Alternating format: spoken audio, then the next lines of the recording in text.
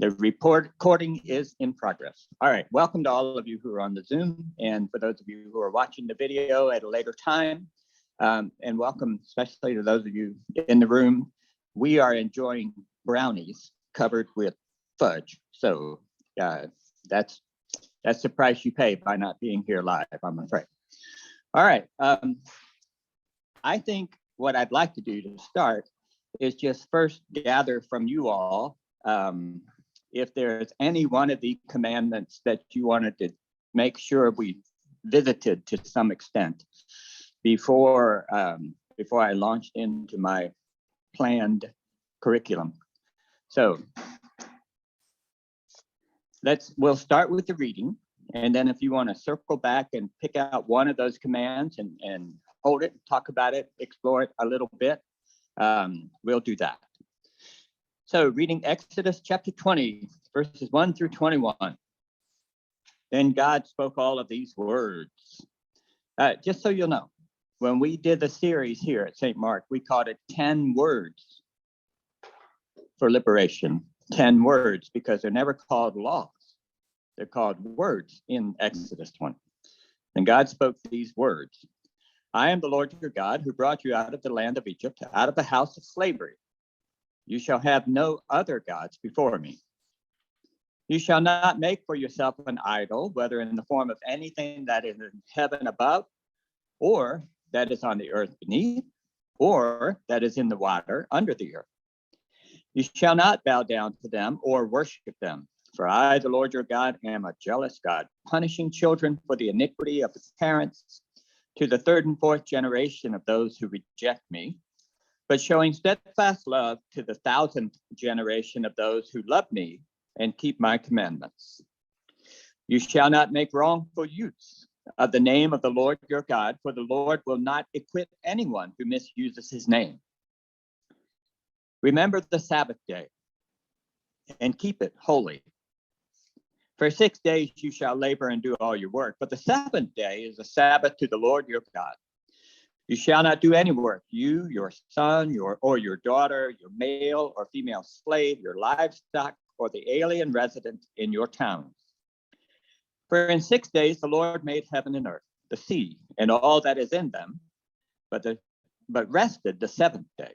Therefore the Lord blessed the Sabbath and consecrated it. Honor your father and your mother, so that your days may be long in the land that the Lord your God is giving you.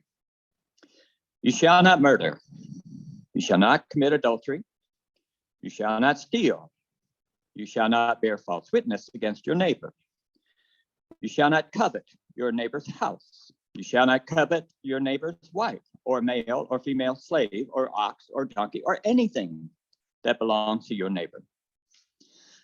When all the people witnessed the thunder and lightning, the sound of the trumpet, and the mountain smoking, they were afraid and trembled and stood at a distance and said to Moses, you speak to us, and we will listen, but do not let God speak to us, or we will die. Moses said to the people, do not be afraid, for God has come only to test you and to put the fear of him upon you, so that you do not sin.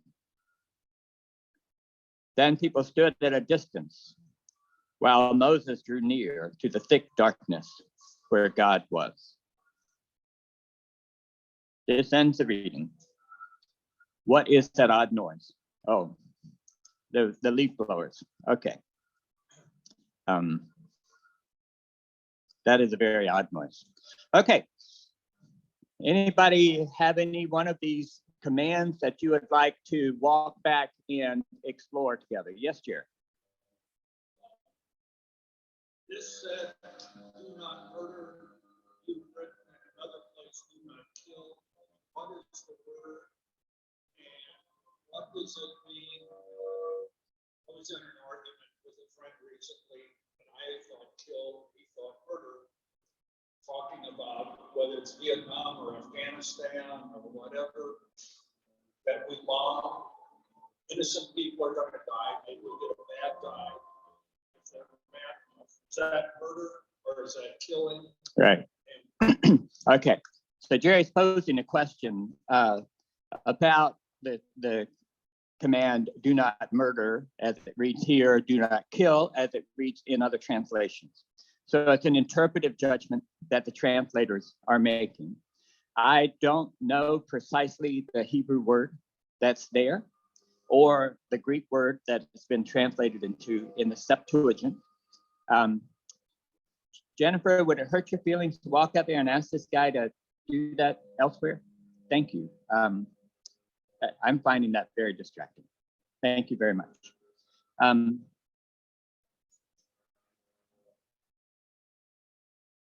Yeah. Who could resist, Jen, right? Okay. So it is an interpretive judgment that people make. And within the context of the Old Testament, some of these laws don't look like they might ordinarily look, right? If you read "do not kill," and then it's followed by stories where God seems to be motivating the people of Israel to attack in a war, then it would seem like we're not taking kill to the nth degree. It just means under certain circumstances, which is why certain translators feel like the idea there is murder rather than kill. But that is strictly an interpretive judgment. It's left fuzzy. Likewise, however, I'm going to say there's another problem here. There's the command, you shall not commit adultery. And we imagine that we know exactly what that means, whether people do it or don't. We just know what it is when it's happening. It would seem that the folks who followed God and were faithful followers of God would not consider having a secondary wife adultery, having a handmaid and producing children to the handmaid adultery, having a mistress adultery. They would not consider it that. Faithful people had more than one spouse. Faithful men had more than one wife in these stories. They had concubines. And, we hear Solomon being criticized for having so many concubines, but he was criticized for having foreign concubines who drew his heart away from the God of Israel. David had several wives, a man after God's own heart, several wives. And so when we read do not commit adultery, you would say in the very strict sense, that means sexual activity is only permitted within the bonds of a covenant marriage between a man and a woman. And yet it did not necessarily mean that to the people of Israel. So with all of these, we have to remember there's a context here that probably heard it differently than we do. Les, but then we're going to go to the chat. Yes. Discussions like this always raise the question, are the laws, the Ten Commandments, prescriptive or normative? That against which you judge their behavior. Okay, so Les says a discussion like this always raises the question of whether the Ten Commandments are prescriptive. Did you say prescriptive or normative? Yes. Okay, I'm not sure that I know the difference between those. Is it legitimizing the way the people were living and giving that religious sanction, or is it telling the people how they should live as opposed to how they are living, something like that? Well, until you read the Westminster Confession the other day, I was leaning to say they were prescriptive. But then you read that section from the Westminster Confession, all these other things that law applied to, and whoa, wait a minute, maybe those two words up there aren't as ironclad, etched in granite as we like to think they are, that it is as rule driven as it may be how we compare ourselves against what God desires for us. Okay, so Les is pointing out that if you just read the 10 commands, it sounds like, it's just kind of laying it out there. Don't do these things, do these things. But when you read the way that commands are understood in the Westminster Larger Catechism, which I read on our presentation, suddenly it's like these laws, they're actually foundational pillars on which a society is built, as opposed to, just follow these things, right? These top 10 laws or something like that. Yeah, that's a great observation. And it really does, we will in the end just say, how are we today, Christians in the 21st century, supposed to hold the 10 commandments? How are we supposed to honor them? What does faithfulness look like for our time with regard to these 10 commandments? Jen, do you have any questions in the chat? Okay, so yes, it is a little stunning, isn't it? When you get to that first command, I'm the God who brought you out of Israel, out of slavery, and out of the land of Egypt, and you will have no other gods before me. I think 21st century Christians normally would think that you could end that sentence after the word God. Gods. You shall have no other gods, period. So Bill Postma is I think it is asking, what does it mean, no other gods before me? Because when you add that qualifier, that might suggest that you can recognize there are other gods. And I'm going to tell you, I think throughout the Old Testament, there's a lot of recognition that there are other gods. And not that every other religion is based on a lie, that these guys don't really exist. And people are just deluded and evil for imagining so, but that there are competing gods in people's imaginations, perhaps in the world. One thing that we do hear repeatedly in the scriptures has to do a little more with the second command than the first. The Hebrew scriptures have no tolerance whatsoever for idols, imagining that idols themselves have any kind of magic power. The prophets just loved saying, wake up your wooden God, and see if your wooden God can speak to us like the real God. But there is frank recognition throughout the Hebrew Bible that there are other gods in the world.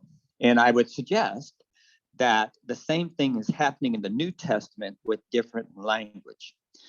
So the Apostle Paul will talk about principalities and powers and dominions. And he's not always talking about physical groups, but he's also talking about, just kind of spiritual powers in the world. Something that we might call the power of mass hysteria. Just think whenever you've been in a crowd that gets frenzied and people just suddenly just kind of start losing their mind. And it's not that they're bad people. They just get caught up in something that is a little more overpowering to their common sense than they are. And just to imagine that we live in a world where sometimes what we would call our inner demons or our weaknesses or something like that, habits and so forth, can almost be more powerful than our will. And I think that's what the scriptures are trying to name when they try to name why would someone drink to excess when they know it's bad? They can't stop. There's something there that, believe it or not, can kind of overrule their own will.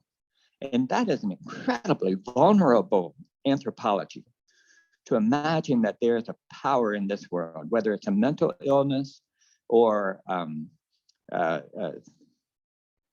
some other kind of damaging state that can actually overrule our common sense and our better will, and drive us to do things that we regret. And that feeling of helplessness in the face of that, I think part of the deep religious quest is to try to name what it means to be a a person for whom that's a possibility. And so I think the very first command, just recognizing that there are other gods, both in the figurative sense that we like to speak about powers and so forth, as well as in the religious sense. There were competing religions. And honestly, it looks like, when you read the Old Testament, sometimes it looks like the proof that our God is the right God is that we won the battle. We conquered the land. But man, if that's the case, then Babylon had every right to say, well, our gods are better than your gods because we kicked your butt. we just destroyed your capital and killed your king and took half of you into exile. So our God wins. Your God is not the greatest God. And if those are the rationale, the reasons that you proffer for why your God is the right God, then other countries had every reason to claim that their gods were greater. And that's an ongoing problem for the people of Israel. They say to God, don't embarrass your name by letting us down. So that first command, I think really reaches into a couple of different things. It reaches into that moment where they were a minority people of a minority religion who spoke of God in a way that many of their neighbors around them thought was crazy. And this was kind of giving them sustenance in doing that. I think it also speaks to a part of the human condition where we will always be vulnerable in this world and at the will of some powers that we can't always overcome. And there's a frank recognition of that, I think, in this first command. Boy, that was a long answer and probably committed multiple heresies along the way. Are there any other, all right. Anybody else want to visit one of the commands before we start on the agenda? There's a great deal of emphasis put on Coveting, yes. All the different, it names every so many things. Yeah. The ox, I mean, we get right down to the grass and the ground. We are. So it must be very important. Yeah, sure. So yeah, and hugely significant. So Jane is pointing out that there's a lot of emphasis on coveting and the problem of coveting and just a category list of things you're not allowed to covet. Starting with your house and going down to starting with the spouse and then the house and then the mouse and then, it gets everything. And that's interesting, isn't it? Because the first command is about your heart, your commitment. No other gods before me. That's not an act. That's a way of life. It's a faith and so forth. And the last command is about the heart, because coveting is a desire. It's not an act like killing or murder. It's not an act like stealing. It's not an act like committing adultery or taking God's name in vain, but it's a disposition. So in the first and the last, you really start to see that this is, while the commands are largely about actions, they're also about disposition, wills, and so forth, which is really interesting, I think. If you have a copy of the Book of Confessions, look at how the Westminster Catechism, I know you all love that. Look at how the Westminster Catechism describes coveting and what the duties of implied in the prohibition of coveting is and what's being prohibited. We're hearing sirens because the fire truck and ambulance were just down at the preschool. That doesn't mean it's a problem. Sometimes they go down there so the kids can have fire truck day. But I think they got a call because they just left our parking lot. I think we're all okay. And I hope they are as well. So sometime when you get a chance, just look at, I would imagine, and it's been a long time since I read it, but it's almost like an essay on the dangers of capitalism. Capitalism thrives on what Rene Girard calls mimesis. And that is, if you see two little children in the room and there's a toy there, both of them can ignore that toy for hours. But the minute one of them grabs it, the other one wants it. And that's called mimesis. You're imitating desire. And that's precisely, kind of the driving machine between the mannequins that you see in the store, who are just beyond description, beautiful because they're wearing these clothes. Now you got to want those clothes. And all the advertisements we see on television and so forth, it's all about mimicking desire, wanting what someone else has. And, so this prohibition of coveting could really cut to the quick for those of us who take our society for granted. And so it's the danger of reading these things too closely. Okay, let me get back to my agenda here just for a minute, and at any point, ready to stop and take your direction as well. Did it make sense to think of the 10 commandments in terms of the 4 religious ones, that's my term, and the 6 ethical ones? So the 4 seem to be related to the way that we honor God, and the others seem to be related to the way that we honor one another. And sort of in the boundary there, on the boundary, is remember the Sabbath day and keep it holy. Sometimes people say that's a religious one. And sometimes people say that it's an ethical one. And the idea behind that, this is really interesting. When you go back to the story of the people of Israel being liberated from Egypt, you might remember that when Moses first goes to Pharaoh and says, "Let my people go," he's not saying, "Free us from slavery." He says, "Let my people go into the wilderness so that we can worship God, and then we'll come back." I think he said, like, for 3 days, you just want to go.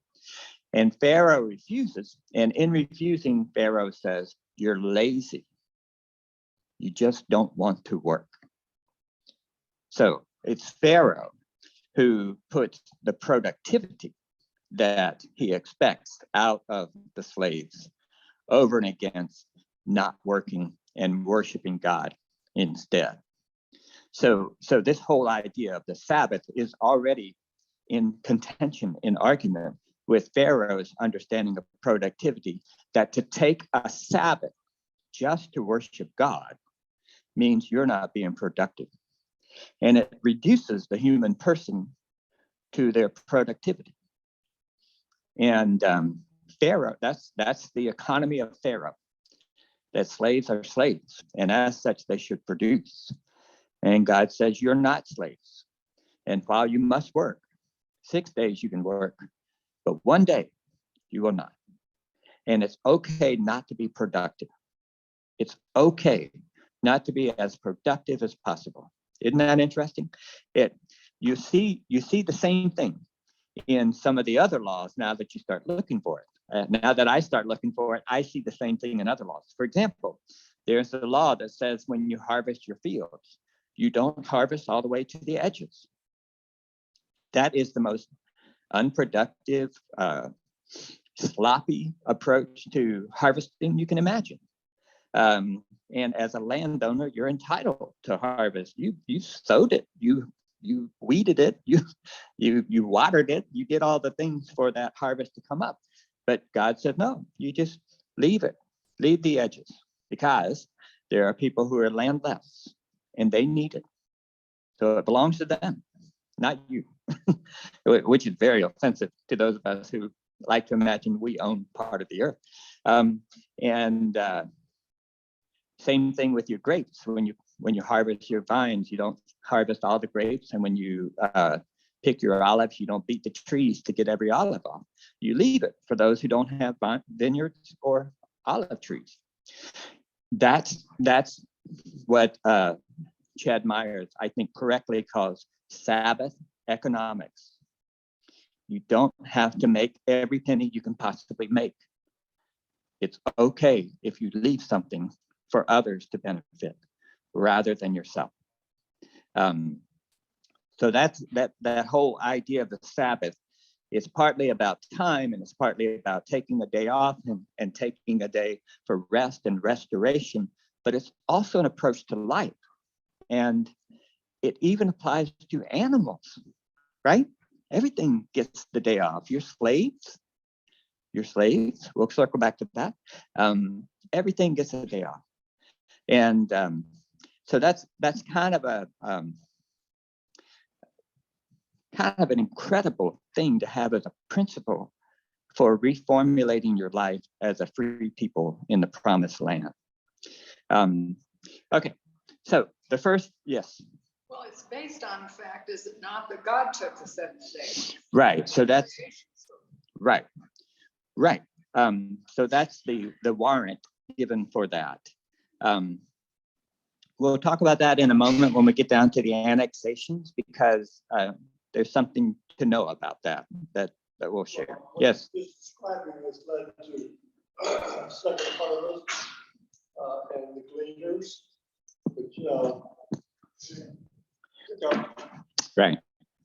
Right. So now you'll see certain food banks called second harvest, and it goes back to the tradition that we talked about. That's from the book of Deuteronomy, that you don't harvest all the way to your fields because the gleaners now are going to come behind you. And if you drop a sheaf, you don't go back and pick it up. Once you drop it, it's theirs. And the gleaners now have rights to it. So a second harvest food bank is based on that principle, is that we don't have to use everything we produce. Some of it can belong to those who can't. So very interesting. Okay, then the last six are ethical commands, starting with the command to honor one's parents. Parents love to invoke this command, as they ought. But we want to be sensible that this is also a time when one's parents may reach a point where they're not productive. And if all of our values as culture is based on one's productivity, what do you do with parents? Do you put them on the ice floe and send them out and say, bon voyage? Or do you take care of them? Do you turn around and become, the caregiver for those that cared for you? This is kind of an interesting principle that of all the things you want to name about how the people of Israel are going to live as a free people, somebody's taking care of the elders. It's a really fascinating one. Okay, anything about those last six commands that you all want to explore or anything like that? Yes. sometimes the last six are described as those which apply to the community. Those first four apply to God. Well, right. That's the language, religious and ethical. Sure. Yeah. So, yeah. Destroy community. Right. So, so the point is that the last six are really all about community, right? And this is a good point for us to kind of remember where we are in the narrative. So I'm going to jump ahead a little bit. That in the narrative story that we're reading in the book of Genesis and Exodus, where we are is that God has freed the people of Israel from slavery, and they're on that 40-year journey where they're going to come to the promised land. They're not there yet in Exodus chapter 20.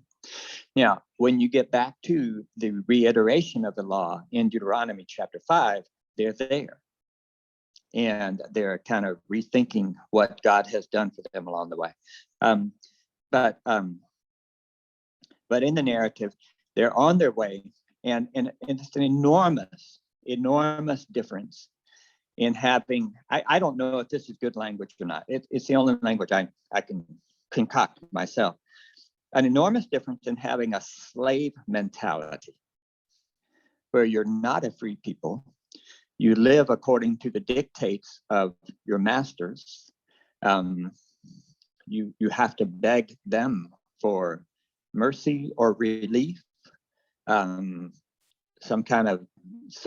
measure of grace if you're ill and not able to work. You're measured by your productivity. That's what these people have been living with for a good part of 400 years. And there's a real difference in the mentality, the way you approach communal life and mutual responsibility and what it means to live well when you're no longer in that slave context, and now you're a free people. And this is one of the ironies of the Ten Commandments. And I'm just going to tell you, this is one of the reasons why I don't think 21st century Christian people should want to put a monument of the Ten Commandments in front of the courthouse. The Ten Commandments take for granted that we own slaves. That's part of the historic context. 7th day is a Sabbath to the Lord your God. You shall not do any work, you, your son, or your daughter, or your male or female slave. There's no question whatsoever in the Ten Commandments of whether having a slave is immoral or not. And I hope that you share with me a deep offense to that. Now, it's historical, cultural stuff, right? It's not like we can look back and judge people by our standards today. But we can't look back and judge people by their standards then either. And these 10 commandments were written in a context.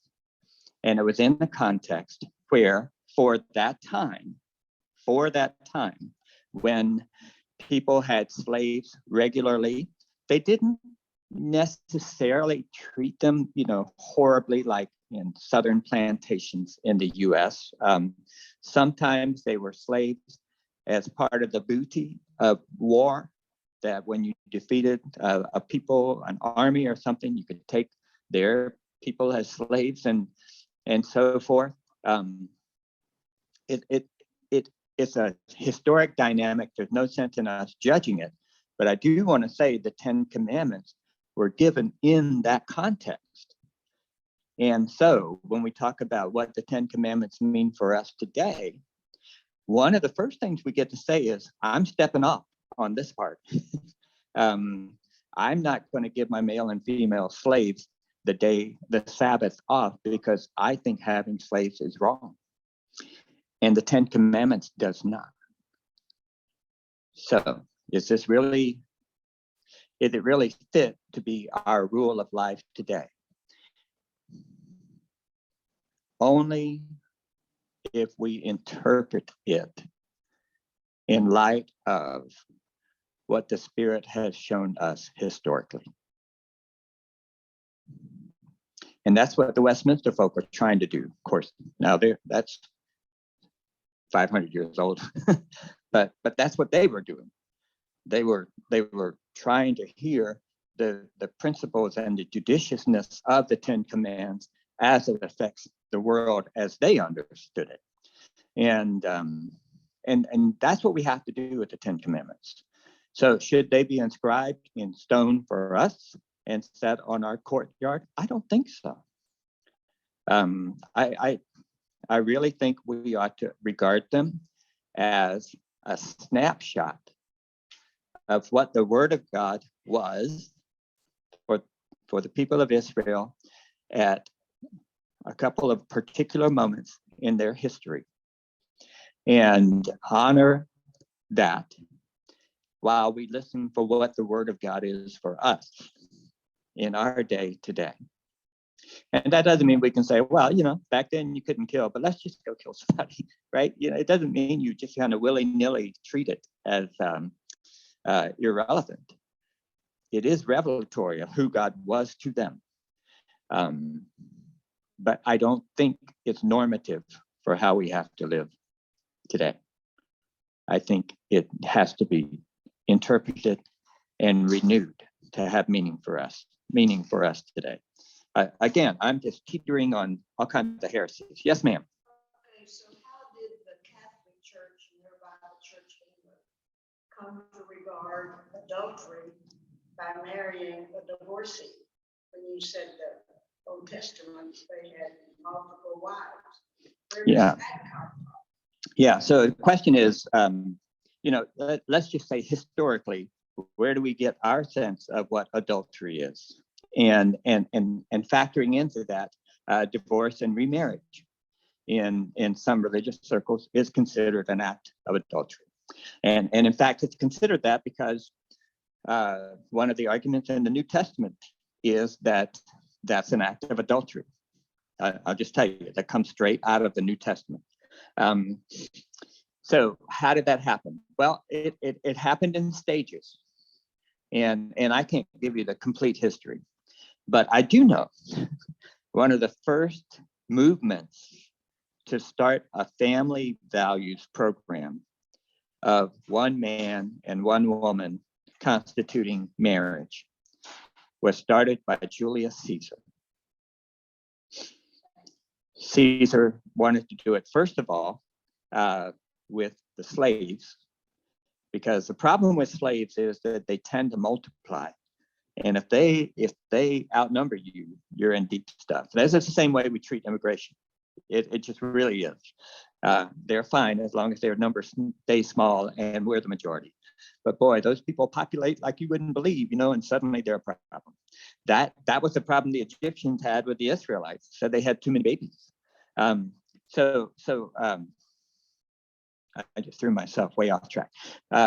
So Julius Caesar tried to institute a definition of marriage that it was one man, one woman.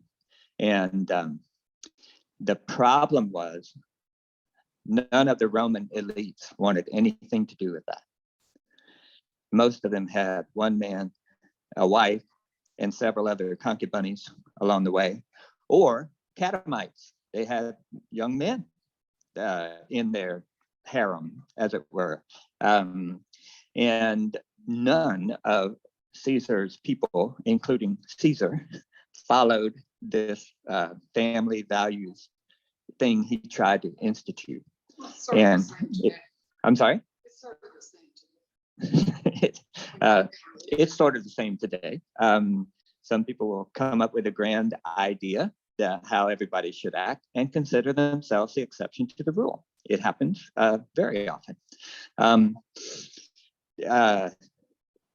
But one of the results, I mean, the fact that Caesar tried to do that, Julius Caesar tried to do that, and this would have been like 60 years before Jesus was born. Okay. The fact that Julius Caesar tried to do that tells us something very important, which is that throughout much of the world as that we know under the Roman Empire, including Israel and so forth, the value system had evolved. And it was rare that by the New Testament time that you would find any Jewish man that had more than one wife. I mean, you just don't see it in the Gospels, right? They're so qualitatively different than the Old Testament in that sense. We're a little surprised to discover that Simon Peter actually has a wife. Nobody, there's a question posed to Jesus about a woman whose husband dies and her brother, his younger brother's obligated to marry her and so forth. That question doesn't look like it's referring to something that's really going to happen. It looks like they're trying to use that scenario as a way of denying the resurrection. But I can't think of any other case in the New Testament where it seems clear that a man has more than one wife. So the change didn't happen with the Roman Catholic Church or the Anglican Church. it was an evolution that had taken place between the time of the patriarchs and the kings and the New Testament. What changed it? I'm not sure, but I imagine it was driven by economics. When the people of Israel believed in polygamy as a legitimate way of having family, a legitimately religious way of having family, all their neighbors did too. Their definition of marriage was no different from anybody else. If you go to Israel, you might have a person with several wives and a couple of concubines, children from all of them. Each of them had their position in the family tree. If you went over to Babylon, to Assyria up there, or to Egypt down there, or to one of the regions over here, they had the same structure. It was all driven by agricultural economics. This was a way that you are able to populate your fields with workers and to get the work done that you need to be done, that needs to be done to sustain yourself. But over time, if you come from a farming family, you know exactly what I'm going to talk about here. When the farmer patriarch dies, and you've got 3, 4, 5 sons who want to continue the farm, what do? Do you cut it up into 5 pieces? Everybody ends up with a piece that's just barely sustainable. Or do you keep it intact and it goes to one of them and the rest of them get a little payout and have to go buy their own? After a while, this is Malthusian economics here. After a while, people can populate fast and land stays the same. So where in earlier times, you need large families, not to mention that a number of your children are going to die before they get past infancy. And so you have to, this is insurance against that.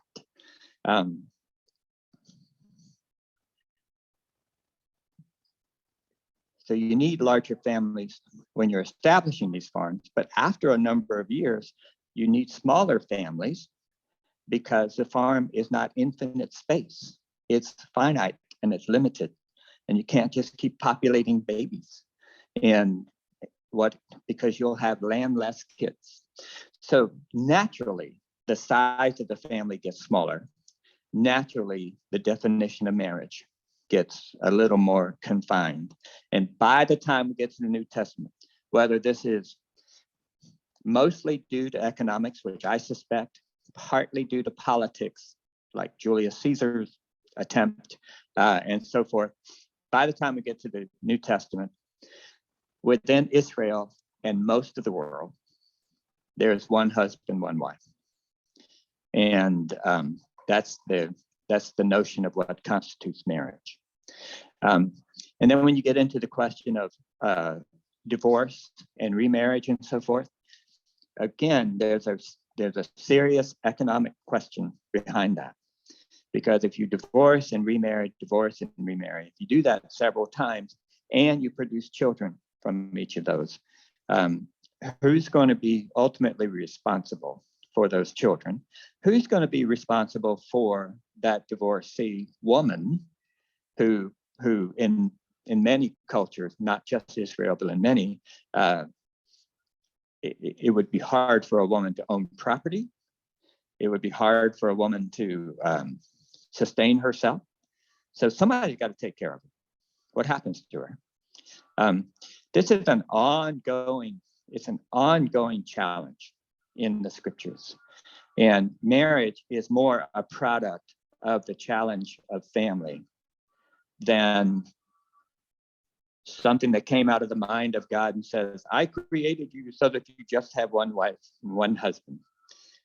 The creation story was written later in the history than a lot of the events we read about. Remember that, okay? Especially the one in the first chapter of Genesis, probably was written after the creation story in the second chapter of Genesis. probably written after the exile. So I have babbled. I'm so sorry. Did I in any way answer the question that you raised? I don't know if there. I think the Catholic Church, for example, has picked up on certain parts of the New Testament expression of marriage and said, this is what it is at all times and all places.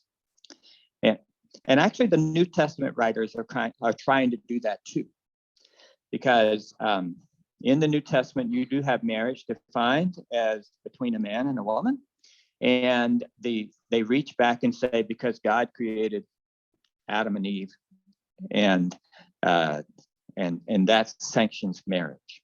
The New Testament writers are not very savvy to the fact that it changed over time. And God had created Adam and Eve, if you're going to say that, even when Abraham had more than one wife, even when,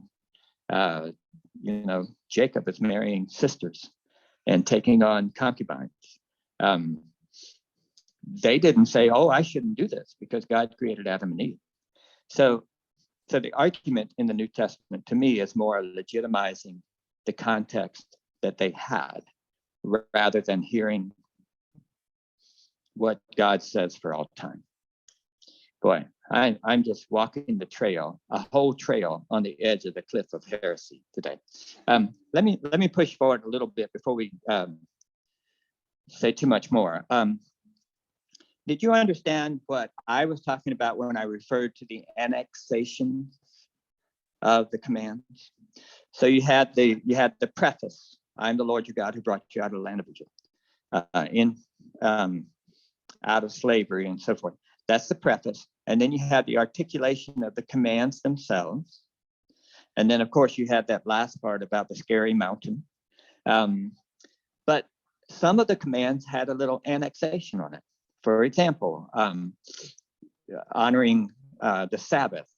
And it was followed by, for I am the God who visits the sins of the parents onto the children to the third and fourth generation, but who visits the rewards of the faithful to the 1,000th generation, right?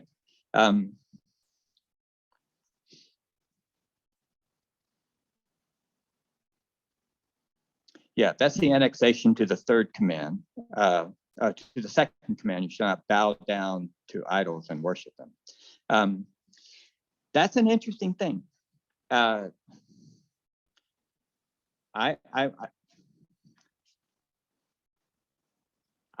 may be in a minority here. I don't think I am, but I may be in a minority, at least of people who like to do Bible studies online. That I'm not sure if all of the scriptural writers agree with this argument that God visits the sins of the parents to the children. I think that's one of those contested claims that you see showing up here. Yes, God is the God that visits the sins of the parents to the children. In Jeremiah, when he talks about the new covenant, Jeremiah says, no longer will it be said that the parents have eaten sour grapes and the children's teeth are set on edge. So for Jeremiah, that's a theology that's going to go away in the new covenant. And then when you get to Ezekiel is very adamant, says, stop saying that the parents have eaten sour grapes and the children's teeth are set on edge. So Ezekiel would look at this and say, that's nonsense. That's not how God works. And Ezekiel would want nothing with this rationale that says, I'm the God who visits the sins of the parents to their children to the third and fourth generation. So what I'm offering is that within the scriptures, some of these claims are contested. And I think a valuable way of looking at the scriptures is to see Alasdair MacIntyre describes a tradition as an ongoing argument through time about what we value and what we believe. And I think you see that in the scriptures, that this is the right question to ask about God. Does God if God is sovereign in this world, is it to God that we attribute that the sins of the parents visit their children or not? Because we know that that does happen, right? Chris and I were foster parents for a number of years, and most of the children we fostered had fetal alcohol syndrome. And so here's a boy who's 8 years old, who's struggling in school, has the cognitive abilities of about a 4-year-old, because before he was born, his mother's alcohol problem affected him in utero. It's not something he ever did. He is paying for her sins. So in some respects, of course, the sins of the parents are visited on their children. People who are abusive are typically people who have been abused. These are generational sins that get passed down gestationally, almost, as it were, right?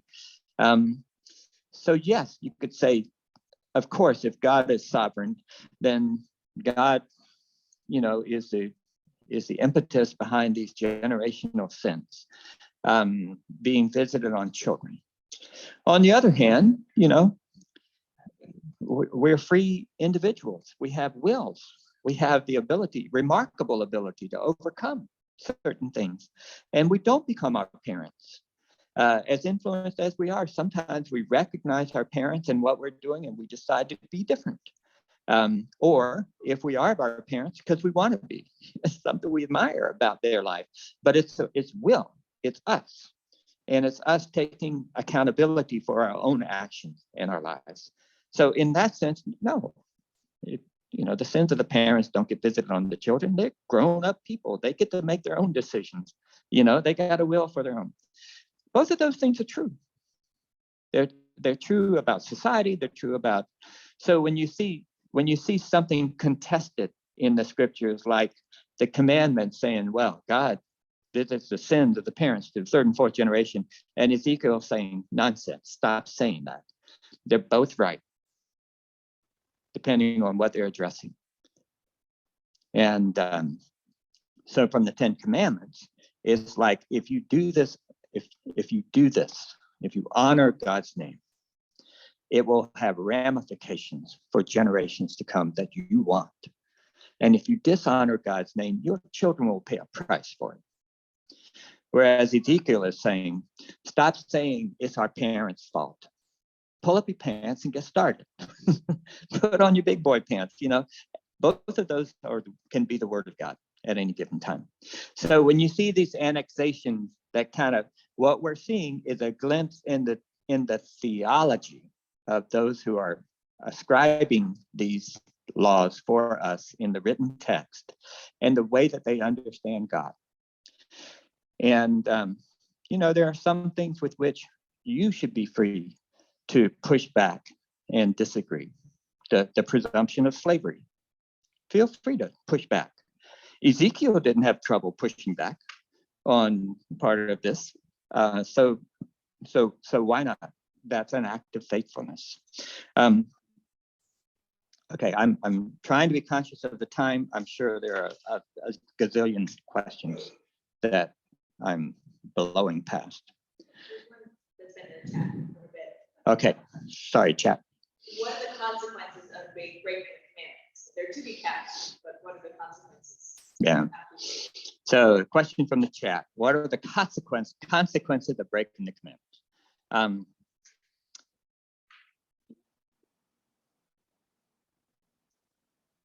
Most likely, for that time, the consequences were that the community is going to be terribly damaged. And you as part of that community, but the community is going to be terribly damaged. It does not seem, except for small, rare occasions, that a lightning bolt comes out of heaven and strikes somebody down. That doesn't seem to be the fear. It does happen in the book of Acts, chapter 5, to a couple who try to cheat the church, and boom, dead. Does happen to a few people who suddenly come up dead. Happened in the book of Acts, chapter 12. King Herod, who is accepting praise as being a god, not a man. Boom, dead. we kind of wish it would happen a little more often in moments like that, but it doesn't. And you would have to say at this time, I don't think the consequence is you go to hell, but not heaven. I just can't see that there's a concept of heaven and hell at work in most of the Hebrew Bible. Certain parts that were written later, we start to see the development of an afterlife, a notion of the afterlife. But in the 10 Commandments, you will not find the language of do this and you'll get to live with me in paradise forever. Don't do this and you'll suffer forever. That's not the consequence. And look at the language here. They wouldn't mind saying that out loud if that's what they really thought. You know, it's not like they're holding back and being nice at any point. So the consequences are that it will damage life and community. And I think that's a great definition of sin. Anything that is damaging to life and community is sin. It's all about community, because remember the context. These are folks who have gone from being slaves in Egypt to now living as free people in the promised land. So here are the things you need to do to live as a free people together. You don't murder. And that's not just, some shadowy figure pulling out a knife and stabbing somebody they don't like.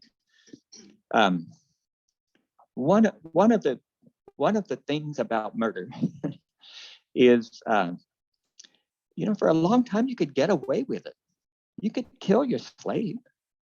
I mean, they're your slave, and your community might look down on you, but they're not going to.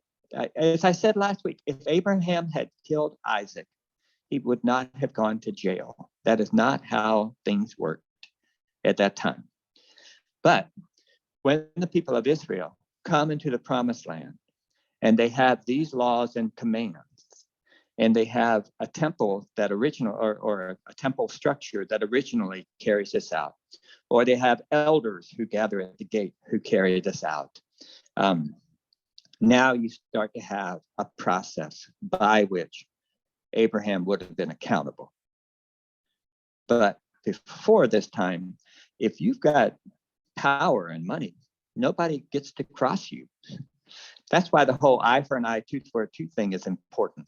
If you were powerful and someone gouged out your eye, you could hang them right then, right there. And if you're powerful enough, everybody would say, well, you don't mess with that guy, and not do a thing about it. But when you get a law that says an eye for an eye, a tooth for a tooth, it says no matter how powerful you are, if he takes your eye out, you're entitled to his eye and nothing else. This was a law of mercy. Retaliation, yes, but it was a limiting law. There's a great line in Genesis that there was no judge in the land. This might be in 1 Samuel. There's no judge in the land, so everybody did what was right in their own eyes. And that, for the people writing the scriptures, is chaos. We can't all just do what's right in our own eyes. We have to do what's right, period. And how do you name what's right? You have the voice of God saying, don't kill people. Don't take something just because you want it, and so forth. So, speaking of the gallows, I'm sure to belong on them after all this. That's all we have time for today. I'm going to save Matthew 22 and Genesis and Galatians chapter 5, I reckon, for my sermon on Sunday. I got to leave myself something. Can't just leave it all out here in the videos. All right, final questions before we close up here. Is this helpful? I mean, to sit here and watch me just go on and on about something could destroy things. All right, well, good. Next week, we're back into the New Testament. And so I'll see you again next time. All right, thanks, everybody. Bye-bye. You have 5 minutes. It's a You have 5 minutes.